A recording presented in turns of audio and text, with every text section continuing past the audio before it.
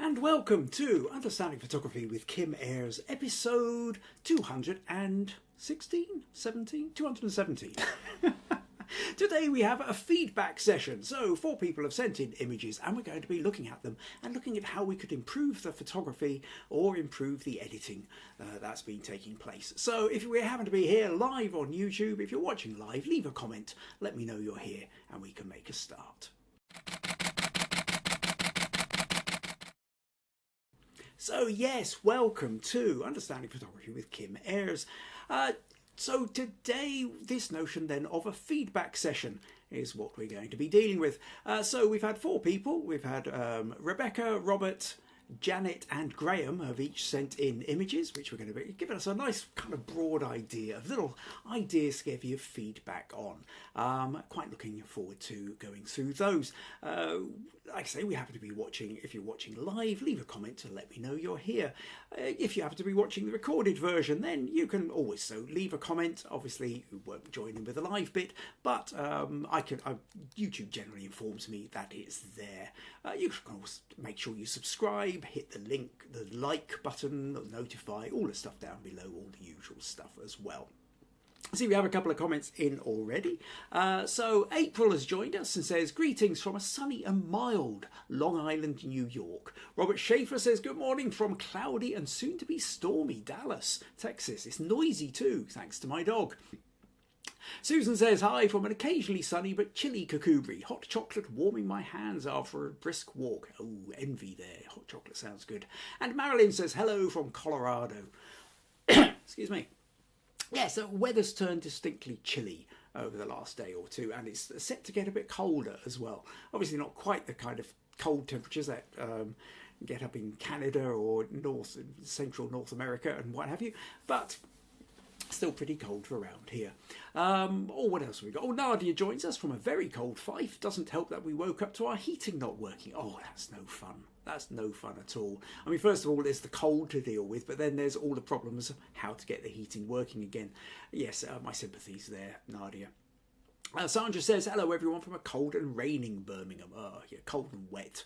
I enjoy, well, as long as we've got the heating, I do quite enjoy the snow. Snow's rather nice, but cold and wet when it's just kind of, it's not quite cold enough to snow, but the rain is just as cold as it can get before it freezes. Probably about the worst version of weather, I think, for me personally. Oh, John's joined us all from Columbus, Ohio.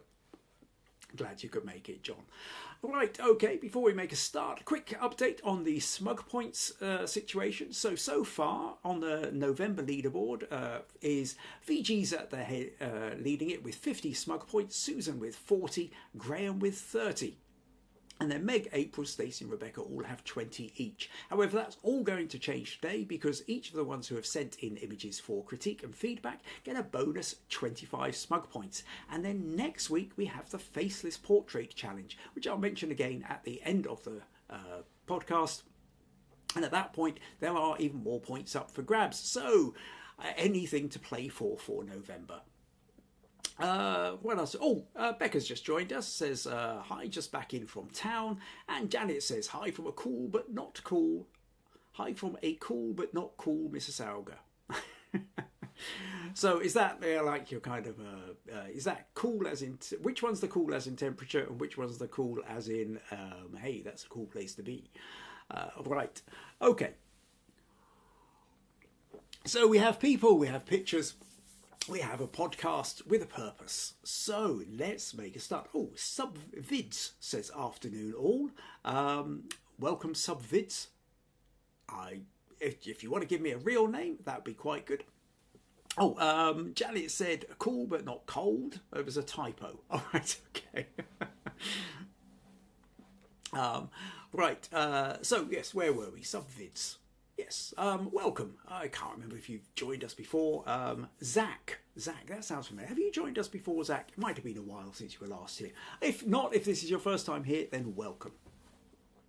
Right, okay, I will try and remember that you're called Zach. So, what are we going to do? Let's make a start. And what I'm going to do is I'm going to start with Graham. Now, if I just pull this image up here, enlarge that. Now, what Graham did was, Graham sent me, not that, this image here. And he said, this slightly overcooked image, I used your technique from a couple of weeks ago. Can you run through how not to lose the colours of the person? So what Graham's referring to is when we were talking about the notion of autumn and autumn colours, was the idea that you could actually take summer colours and, you know, a summer scene, and if you kind of apply the right colour grading, then you could in fact end up with an autumn look to it. And where are we?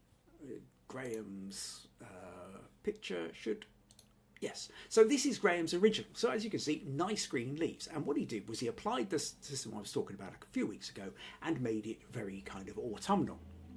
However, in the process, it does feel a bit overcooked, and also it's changed the colour of the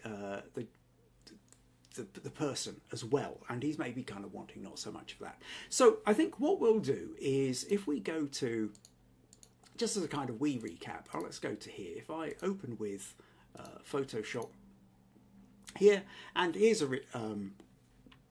Graham's original, and what we do, just to give you, for those who missed it or would like just a quick recap, if we, in Photoshop, if you go down to the channel mixer, and then on, it's got preset default output channel red, and the red sits at 100. And if we take the green here and take that up to 100, and then we take the blue and we take that to -100, then what you can see is it changes the colour. It takes all these greens and it shifts it over to the yellow side of the spectrum. So by simply doing that, it's now created much more autumnal colours. However, if you're having it at 100%, it does tend to kind of look maybe just a little bit unnatural. Things might go a bit golden, but they wouldn't go that golden. Now, I don't quite know what Graham did with his, but his is even more overcooked. So it looks like there's maybe contrast has come into it as well. And in some ways, so I think, oh, not that one. So I think what we could do, I mean, if you took Graham's one, here, I'll just duplicate that layer, and we put that into Camera Raw, you'd end up with something quite similar. If we went to the colour scheme here and shot the temperature into the yellows and shot it into the purples, and then maybe took the light and played with the contrast a bit, take the exposure down a little bit, bring the highlights down, something like that. And then we end up with something that's a little bit more like the one that Graham has. Now, regardless, the point is that it's overcooked, it's overdone. So what can you do in a case where it's overdone? And quite simply, there's a couple of different versions. One is you have the option of the amount that you're going to have between the two layers. So if you look over on the right here, we've got Graham's original layer here, and what I've done is I've created the change of colour shift into a separate layer.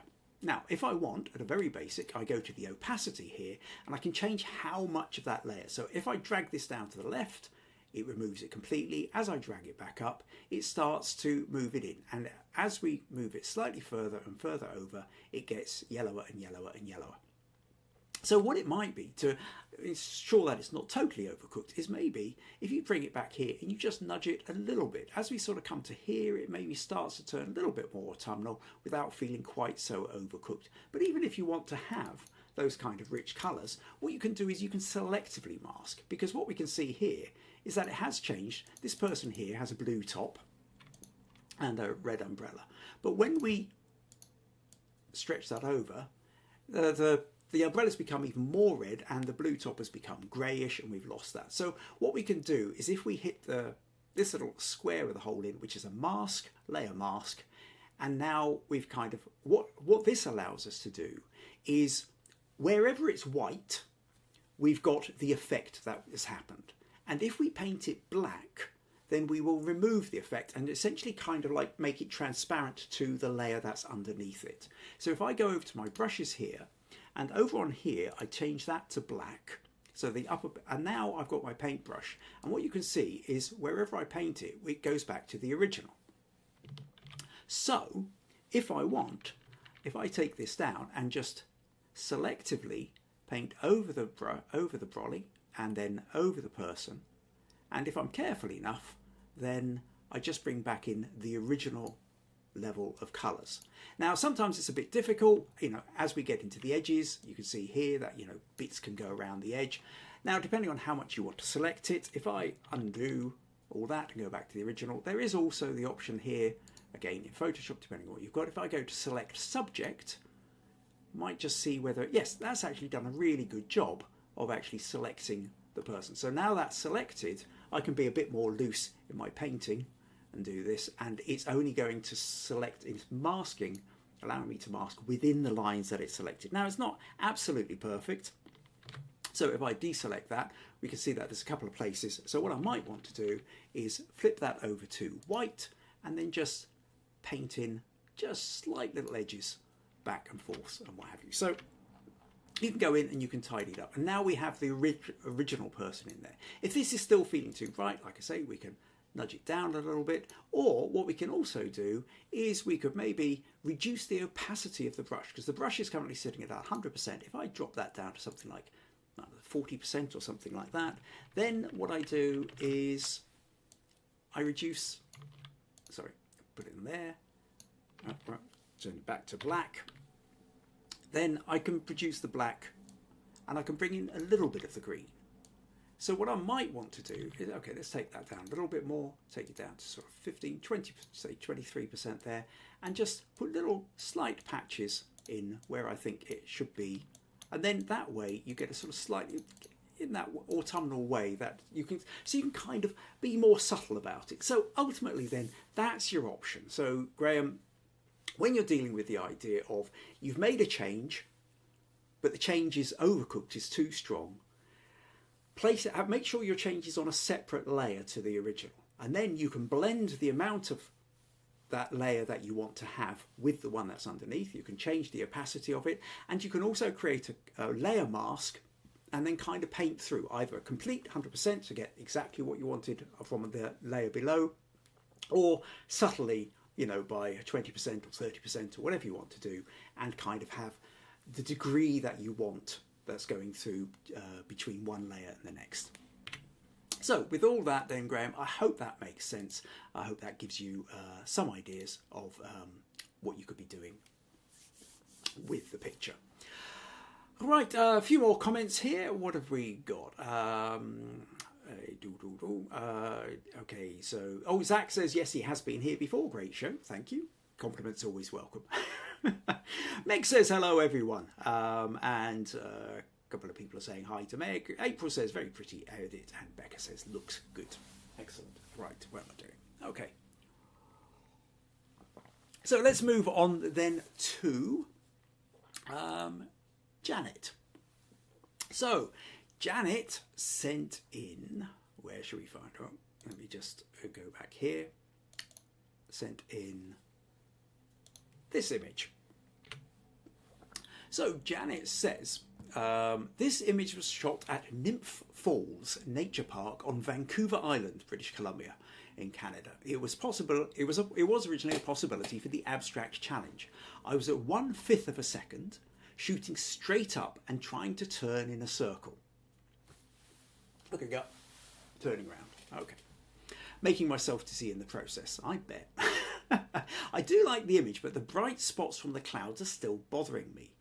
I should have more of these from later in the trip as well. Okay, so this is something that Janet has been trying out. It's a technique, looking straight up, 1/5 of a second, rotate your whole body and the camera, and you end up with this kind of really swirly, almost like looking through the bottom of thick glass in some ways at the trees above. So it's an interesting, fun kind of thing to have a go at. Handheld, and so yeah, I think something everybody could maybe have a try at. But the problem is that the white clouds here, we can see great big white patches here, big white patches here, and that Janet's feeling is kind of just grabbing too much attention to it. Now, what Janet did, well, rather wonderfully, was she sent me the raw file. And the great thing about the raw file is so what we can see here, hang on a sec, let's go back to normal. This is the original. This is what it looked like. Let me just double check that I haven't done anything else to it yet. This is what it looked like as it kind of came out of the camera. So you can see then that Janet sort of cropped it a little bit, brightened it up a little bit, but in the process of brightening it, we can actually see the white patches are maybe not quite as bad. I mean, there's still white patches here, but they're not as loud as they were in this. So the act of sort of brightening it up and boosting the contrast to make it look a little bit more interesting has overcooked the whites. So what can we do about that? So here in the raw file, we've opened up in raw. Now, if we go to, so what we're wanting is to bring up the exposure a bit, but if we do that, you can see the more the exposure we bring up, the more it starts to whiten out the whites. So another option here is we can take the highlights, and if we drag the highlights right down, we can see that actually there's a lot more detail has come back out. When it's at normal here, it doesn't look like there's a lot there, but we drag the highlights down. And this is the great thing about shooting in RAW as opposed to just a JPEG. A JPEG will have already decided that bit's white and it loses any bits of information it doesn't deem as relevant. Your RAW file has still got pretty much all the original information. So by dragging the highlights down like that, we can see we can draw a little bit more information out of it. And then if I take the whites down a little bit as well, now that makes it a little bit grey, but maybe just take it off a touch. So we do in fact end up with a little bit more information. Now, so you can see then that from there to there, we've managed to get rid of a lot of the whites. Now, maybe we're still feeling it's too dark. We know the problem if we take the exposure and drag it up too much, that we end up back losing the whites again. Another option here is to take the shadows, and if we drag those to the right, we can see actually, just as we drew more detail out of the highlights, so we bring more detail out of the shadows as well. So now we've got something a little bit more interesting here. So let's just open this. Let's get rid of that one earlier from Graham. And then Janet's, I think she's pulled this a little bit just to kind of make that slightly more centered in terms of, and then again, maybe just pull that down a little bit, something like that. So we've now got the crop that we want. So now we've got this, and we can see that while we still do have white patches, they're not as dominating. They're not grabbing us quite so much and distracting us. But maybe we still want to have a little bit more contrast. So I'll just duplicate that layer for a moment. Let's take it up and go back into Camera Raw. Now, quite simply doing something like a vignette, we'll sort of pull the corners in a little bit. So, or you can take them out and make them whiter, but I think I'll maybe pull them in, and that kind of helps with the curve a little bit. Now, what we might also want to do is something like, now you could play with the contrast. That makes all the blacks blacker. There is also the effect of clarity tool, and if I do that, that kind of adds a little bit more texture. Come back into here, bring the shadows up a little bit more so that we're not losing too much into the blacks, and now we're getting really quite a lot of nice circular texture and everything into this image. And I think we're kind of onto something there. Now, if you want to boost the colors, you can, of course, either go for your saturation and really kind of boost it like that, or if you want to be slightly more subtle, go for the vibrance. Or is that any more subtle? Don't know. It's really, the vibrance tends to boost the blues and the yellows, but as there aren't any yellows in here, it is tending to boost the blues a little bit. But you could get, but either way, saturation or vibrance, you kind of get a little bit more color into it like that. Now, if I click OK here, we've now got that. Now, if I want to maybe go to the levels over here, we can see there's a little bit of a gap. I can just nudge that up to there, brighten it a little bit. If I feel these white patches are just a bit too much, again, using the mask technique that we did with Graham, if I grab that, I'll not put it at 100%, if I put it at something like 50%, and then just lightly run over the lightest, where the brightest of patches are, then that just kind of where it might blow out with the whites. And now we can see here, I can now nudge that up a little bit more. And it's nudging up the rest of the colours, but not the bits that we've created a patch on. And so here we end up with then, Janet, I think probably more the kind of picture you were looking for. So this was your original, and these white patches dominate. But by making these sort of more subtle changes, by taking out the highlights, you know, dragging them down, bringing up the shadows, playing around with the texture, then we end up with something more like this. So hopefully that's kind of giving you a sense of what it is you were going for, or how you can chop and change. Obviously, you might want to go in and make more changes and change them in slightly different ways, but hopefully that gives you a stepping stone into how to go about making the changes that you wanted to have. So thanks for sending that one in, Janet. I love that idea of just pointing your camera up and turning around in a circle. I suppose if you really didn't want to get dizzy, you could sort of hold your camera up and just kind of rotate it, something like that, maybe. I don't know, but to be honest, I quite like that idea of kind of turning around in a circle, but have somebody nearby to catch you. Right, where are we? April says, looks like the bottom of a plastic bottle. Cool. Zach says, audio seems a bit low. I'm afraid, Zach, this is as high as I can seem to get my audio at the moment. I have my volumes all turned up as far as it goes. Just all I can suggest is that you turn it up on your device as best as you can. Susan says, brilliant idea, Janet. Sandra says, I really like this photo, Janet. Really good idea. Robert Schaefer says, maybe try that with the camera on a tripod. Spin it round to keep it from getting too dizzy. Great concept, though. Yeah, that's a nice idea. I think that could work well as well if you've got it on a tripod that you can twist it. Janet says, good suggestions. I came across another of these when editing this morning. Maybe with less clouds to start with. Okay, excellent. Well, have a play with it. And if you come up with a newer, more interesting version of it that you'd like to share with us, then please do.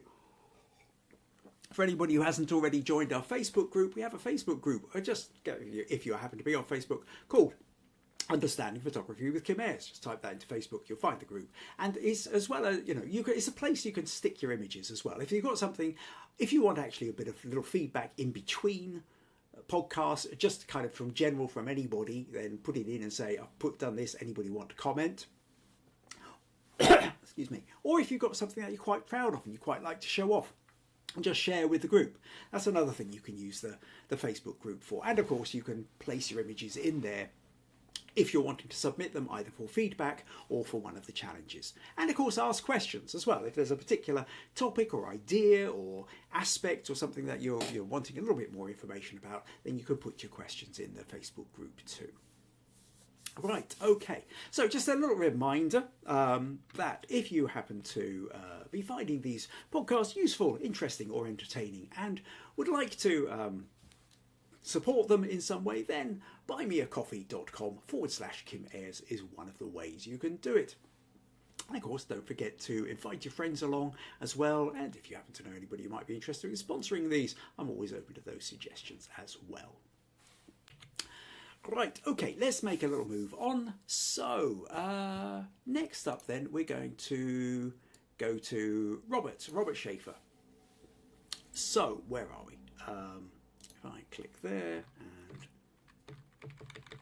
and click back to there, and okay. So, no, not that one. That one, yes, there we go. So, Robert said, here is an image I'm considering for an upcoming Dallas Camera Club competition.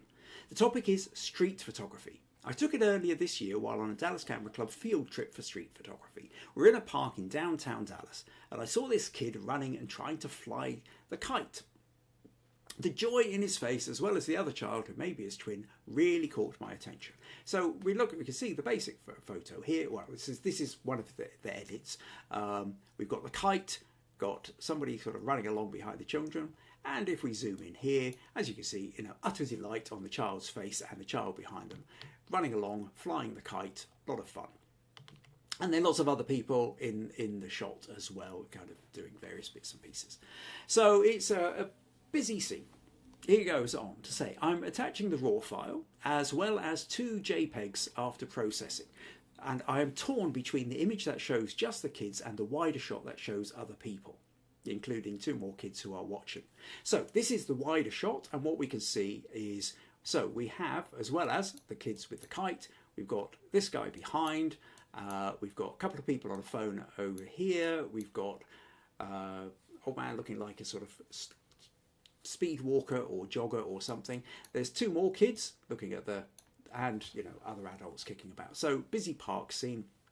The other crop that Robert did was this one, and not that. Where are we? And here's his original unedited version as well. So we can see that he's cropped up his face. And I think, generally speaking, your starting point tends to be in the right direction. There's not a lot going on in the left here, and the movement of the children and the kite is to the right. So you may as well crop off the rest of that side. There's not a lot going on here. So the question is then, is there a way of going, first of all, is this a better crop than this one? But secondly, does it work? How well does it work as a photo? Because Robert's seriously thinking about entering this into a camera club competition on street photography. Now, what I would say with this is, whether it's this one or it's this version, it has the ingredients. It has the ingredients that, so what you have is you have two children in a park, one of them's flying a kite, really happy about it. The guy jogging along behind is also seeing the kite, smiling. And then if we want the bigger picture, we also have more going on and a couple of kids there also noticing the kite. So the story is all there. And it feels like you've got all the ingredients for a really good story. The question is whether those ingredients come together coherently to really put across the story that you're wanting to have. Now, this story all makes sense as we've gone through and talked about it. And also for you, Robert, as you took the photo, it makes sense. You're there, you've got all the sights and sounds around you, you see the kids, you see the kites, you take the photo. And when you look at that photo, the first thing you see is the kids flying the kite. However, we do run into a little problem that I think that it's a very, very busy photo. And it's not necessarily immediately noticeable what, well, yeah, I mean, if you spend a little bit of time with it, you then see and make it all out. But what is it, if you are taking, a half-second glance or 1 second glance, what do you notice about it? And basically, the first thing you see, certainly the big one, are patches of red. Red acts like it grabs the eye. From our evolutionary background of spotting berries or blood at a distance, our eyes are tuned into red more than anything else, and it contrasts with green, which is how the trees and the bushes and the general background is. So red stands out against it. So the first thing we tend to notice is these two big red trails coming down and the red in the shirt over here. And honestly, the best way of, if you want to see what a photo is really grabbing the attention, regardless of the content. I've done this before, but not for a while, so I think this is worth doing. If we take this image like this, and what we'll do is, I'll just duplicate that image. I'll go to Filter and blur it, right? So I'll go to Gaussian blur or Gaussian blur, but I'm really going to blur it. Okay, and then you blur it to the point whereby it's difficult to make out anything. I don't want to blur it so much you can't make out absolutely anything, but let's sort of take it to something like that. And then let's click OK then, and then if we want, we go to Image, Image Rotation, 180 degrees.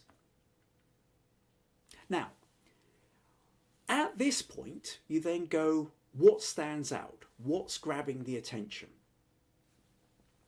And what's grabbing the attention is maybe actually red patch of shirt here, these little white patches along here, and a couple of red streaks here. Now we know this is a kite, but if you just saw this image and you had no idea of the background of the story or anything like that, what are you going to see? And what you don't see at all is the children with the laughing faces. That's not what's grabbing your attention. The red is grabbing your attention. The contrast is grabbing your attention. Wherever there's contrast, that's the bit that's pulling the eyes, but not the children. Now, even if we go back, even if we take your second crop, we can see that this is going to have exactly the same problem. That the children down here are not what's immediately grabbing the attention. And your story, and this is the important bit, once we understand the narrative, what's the story you're trying to communicate? And in this case, it's laughing children in the park with their kite, but it's children first with the kite. Isn't really being communicated quickly. what's being seen is red trails maybe from the kite, or a very, very busy background. And we actually have to hunt a little bit before we see the children. So what can we do about that? Well, okay, let's go back into, let's just open it. Well, no, actually, we've already opened that with Photoshop. All I've got to do is go back to the history and click open. So if we do something, if we take something like this, now, how can we draw more attention to the children in a busy scene? Now, one of the things you've done is you've cropped, and I think maybe that helps. There's a lot of busyness going on over here. Oh, so I grab that, pull that back in. So yes, I think we're really wanting to have the children in here, and we're wanting to have the kite kind of turning around. I think your natural crop for the shape of the kite, for the curve around there, is something like that. Although we still end up with the problem of this person here. Don't worry about too much about this person at the moment, but we do have this problem with the fact that how can we make these people stand out? And generally speaking, if you're wanting a particular aspect of a picture to stand out, what you've got to do is you've got to contrast that bit with the other parts of the photo. Now that means either, generally speaking, you make it lighter to the rest of the photo being darker, or you make it darker to the rest of the photo being lighter, or you make it sharper to the rest of the photo being slightly more out of focus. Or you have colours which draw the eye, you know, so in a way, if these children were wearing red shirts, for example, now that would have grabbed the attention. That would have grabbed the attention, because the red, you would have just zeroed straight in on the children and then noticed the laughing faces. And that would have been, now the problem is the children are wearing dark shirts, dark trousers, and they're not sufficiently standing out from the background. And then because we've got the numbers and the different colour scheme is patterned against a kind of stripy fence background and these little tables and chairs here. They're almost camouflaging into the picture.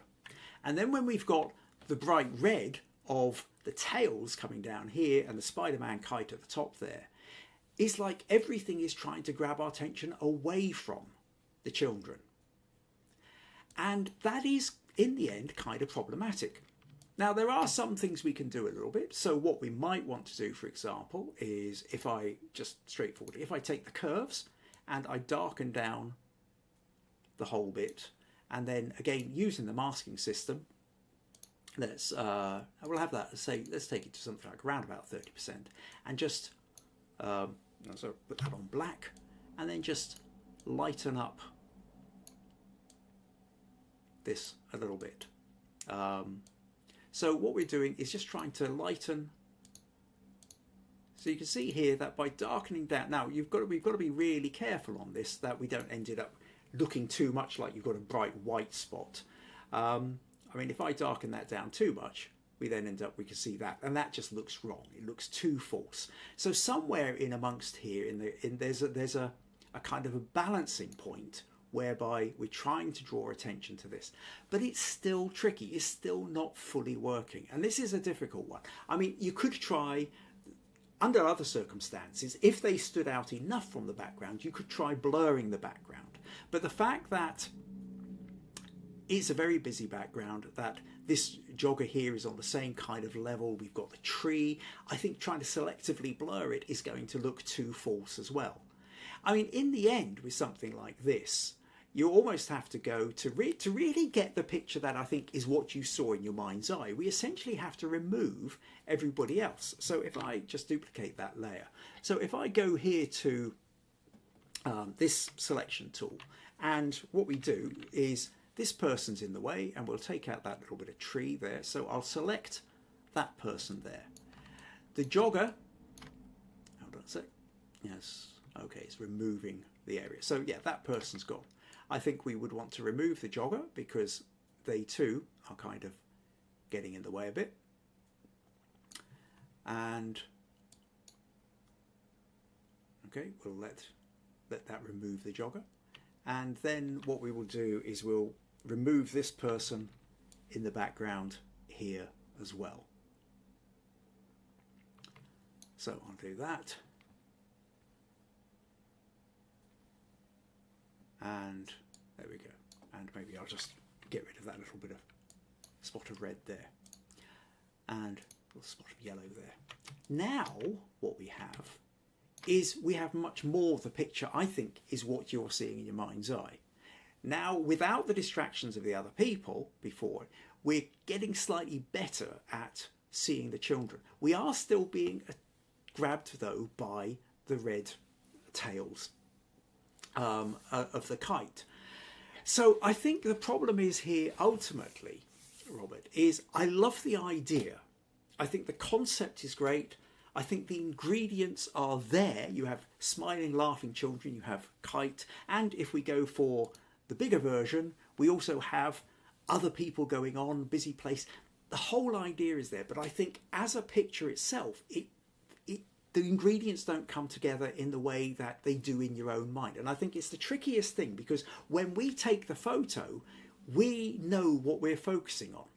So you took the photo of the kids flying the kite. You see the kids with the kite. It's the first thing you see with it. But it's not necessarily the first thing that anybody else sees. And this is where the tricky part comes into it. So I love the idea, but I think if you were going to put this into a camera club competition, I think it might struggle. Anybody who's got the time to spend with the photo, the longer you spend with this photo, the more interesting it becomes, without a doubt. You get time to explore it, you get time to see what other people are doing. But as a kind of an instant grab, which is when you're looking at a photo that is up against other photos, and whoever's judging it has only got a limited amount of time to spend with each photo, and whatever photo they look at before they see this one, or whatever photo they look at after they see this one, is also going to influence how they contain this. The simple fact is that this one takes more energy to really see what's going on. It's not grabbing you as quickly as possible. And the key aspect, your key narrative part here, which is the children, they are too lost. And I think it's extraordinarily difficult to really bring them back out without editing so much that the photo then stops looking natural. So I hope that helps. I hope that gives you some ideas and insights into this image, Robert.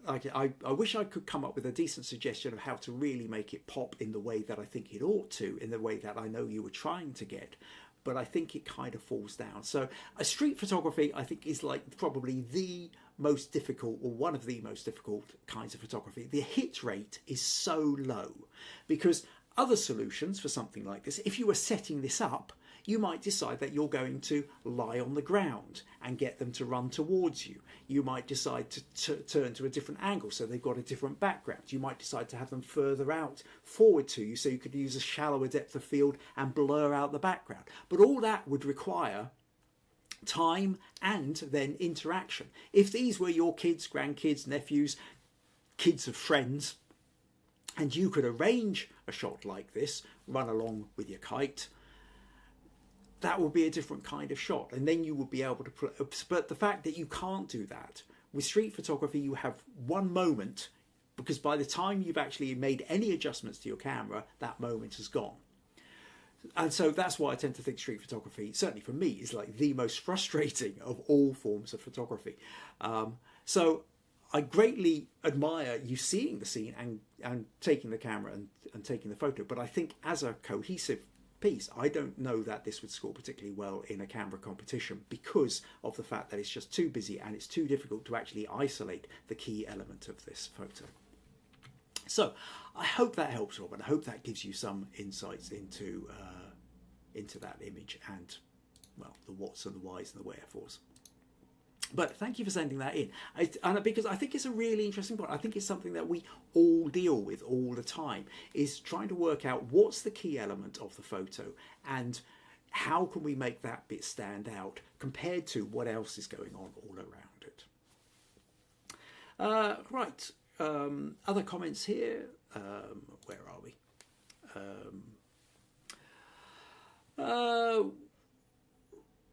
Right.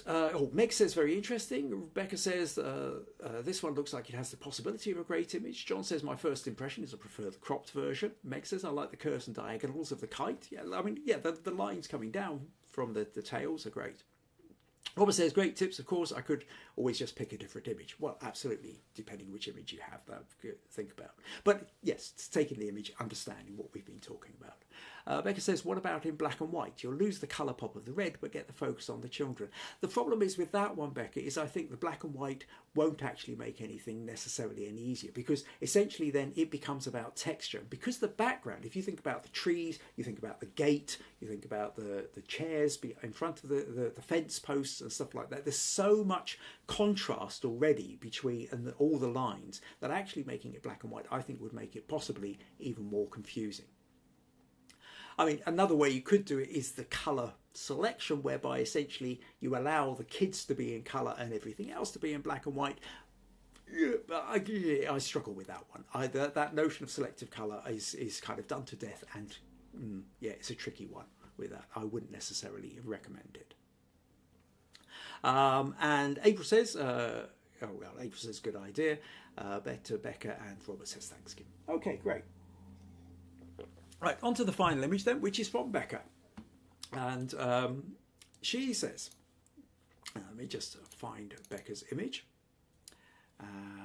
Place that over there. And Becca says, I wanted to get a shot of the open door with a bit of garden beyond, but doing it straight on didn't have a very cohesive or interesting view of the garden. So I took it from the side. But now it looks just a bit odd with the uneven bit of white plaster at the top. Is it as simple as cropping into the door frame? Would that, or would that make the angles look odd? Okay, so what we've got here then is we've got a picture. Becca's seen an interesting idea. We've got the doors partially open. We're looking through to the garden beyond. But there's a little bit of a struggle with it. Now, looking straight on didn't quite, the view through the doors wasn't interesting enough. Turning to an angle potentially makes it more interesting, but now the angle seems slightly off. So what can we do about this? Now, I think what we're up against here is a number of different little things here. Again, if we think about what's grabbing the attention, I think actually part of the thing, if we go back to that idea of if we were to kind of blur this image, what would stand out? What probably would end up standing out is this top part, this top bit of window. That's kind of compared to the rest of the image, that ends up being the brightest part of the image. Again, let me show you. If we just duplicate that layer, if I select, filter, blur, Gaussian or Gaussian blur, and we just really blur that up to something like that, what grabs the attention? Well, it's this bit at the top. It's where there's most contrast. And so the eye naturally gets drawn to this top part first, okay? So that isn't actually necessarily what your photo is about. And I think there's a little bit here which is trying to get to the nub of what is the photo about. Is the photo, I mean, these are lovely shaped doors. I like the wood and the texture on them, but they're also black and they're quite dark, and they can become even darker up against the brightness of the garden outside. Is the story about the doors with a bit of garden behind? Is the story about the garden with a bit of the doors in front? So which is the kind of key player and which is the sort of supporting player? You know, who's the kind of your Academy Award goes to, Actor of the Year or Supporting Actor of the Year. And within any photo, you tend to have your key part of the narrative, and then you have the bits that support that narrative. I think also part of the problem here is we've got quite a dull day, so that the garden itself doesn't necessarily, if there was a sort of nice shaft of sunlight, there was a bright patch of flowers at the far end of the garden, that would draw your eye through the doors to the interesting bits of garden at the end. So we're up against what's the interesting bit here. Now, I think also, given the fact of the dominance of the top part of the windows at the top, it also feels like the bottom of the doors here have been cut off a little bit early. I'd kind of, if it's really about the doors and even the doors opening into the garden, I'd be quite interested in seeing the bottom half of this. Now, just to kind of give you a sense of what I mean, now I've got this set, I'll put background to generative expand. And what I'm going to do is I'm going to stretch this down and maybe out a little bit and see what Photoshop will do if I actually sort of give it a little bit more leeway. And so, I mean, obviously the base of these doors will look slightly different. I've got no idea what the base of your doors actually look like, but I just want to get a sense of would the composition have looked slightly better if we had more doorway into it. Now, this has given us 3 versions here. That's taking the doors down too far. That's kind of slightly interesting. It's got like a reflection of light coming up, although it's got sun out here, which doesn't sit comfortably there. So, you know, I'll tell you what I'm going to do. I'm going to go back to here. I'm going to just do this again. I'm going to do a little bit at a time. First of all, I'm just going to take it down a little bit. Because I want to get more of the base of the door, and I think the longer I stretch this, it's just going to give me longer and longer doors. So I want it to kind of get onto a start of.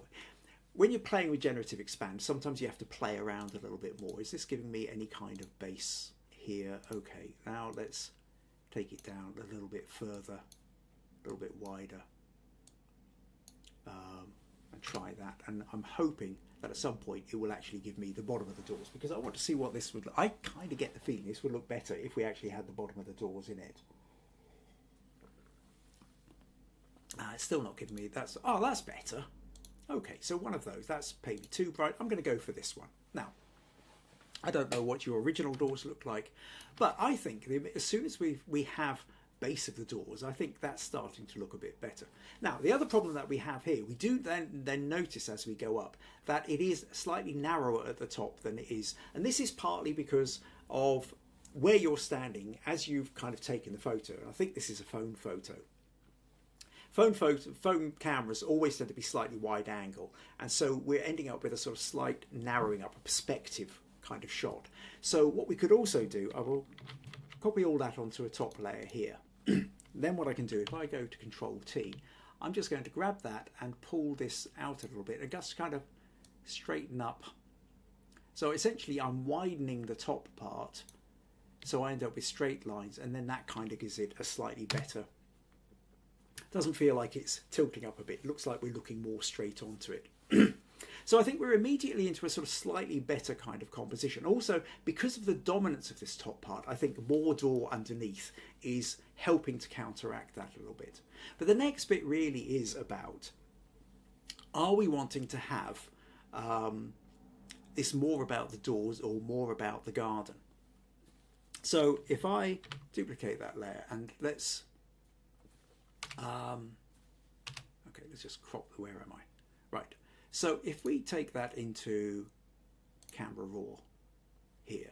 Now, if I wanted to make this more about the door, say, what I might want to do is actually bring the shadows up. So if I bring the shadows up, we get more door for our picture. We bring out some of the texture. What I could then do is also take some of the highlights down. Just got to bring down some of that. And then maybe at this point, if I go to the effects, I play with the clarity, and that creates more texture into the door. So we're bringing up the shadows, we're creating a bit of clarity with it. I could even nudge the texture a little bit or something like that. And we can see then that this then, if we've got a picture like this, if we've done this level of editing, then the picture now becomes more about the door itself, because we can see so much more of the door, there's so much more of the texture of the door. Then it's about the door with the garden behind it being the support to the door. We now feel like here's interesting doors, and those doors would take us out into a garden behind. What I might also be tempted to do, because it is very bright up here, is if I was to take, say, a curves thing here and just, in fact, actually, I'll tell you what I would do.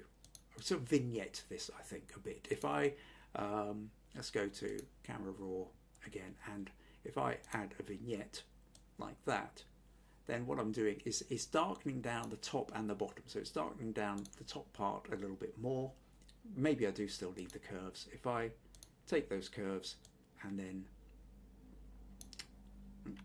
do that, even pull that down a little bit,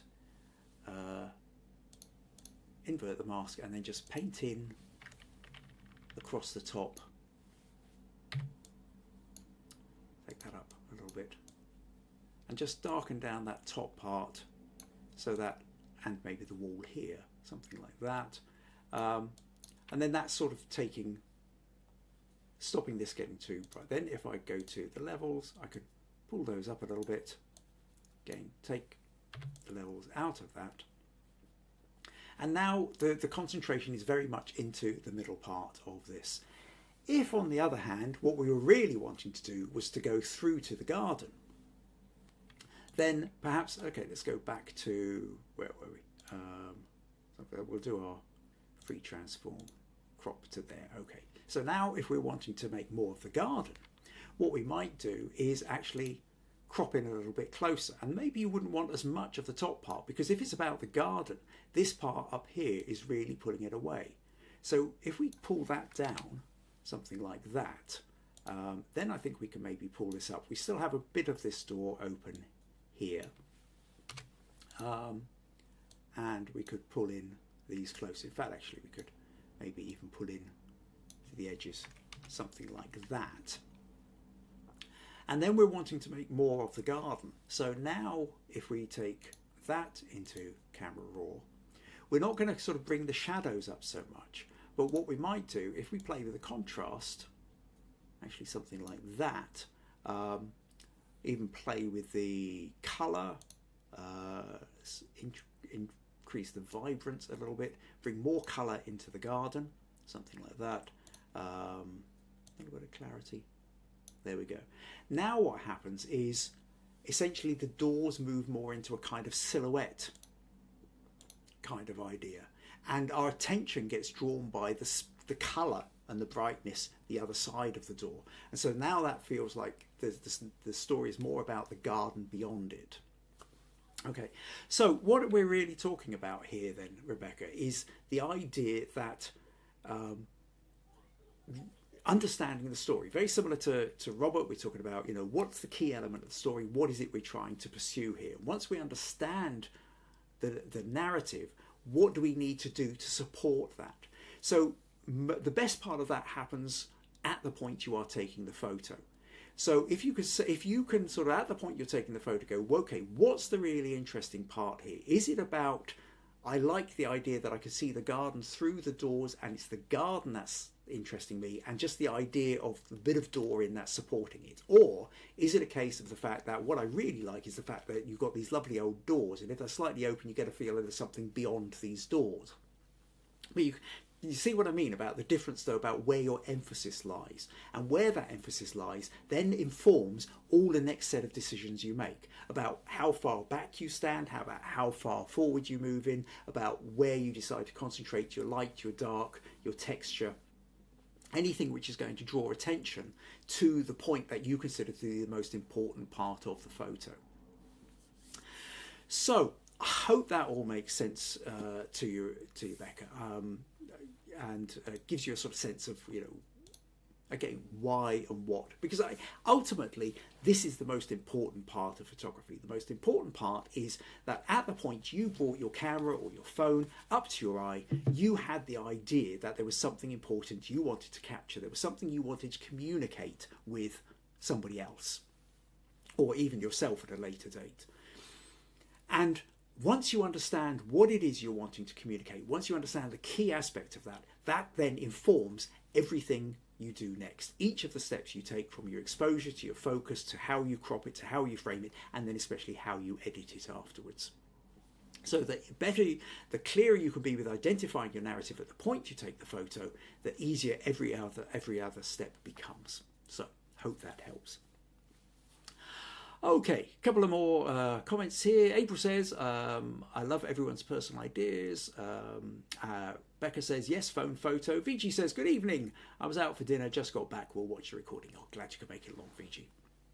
Susan says, loving Kim's magic skills today. Oh, thank you very much. And Becca says, that's great. Thanks for such thoughtful feedback. And critique and tips. Excellent.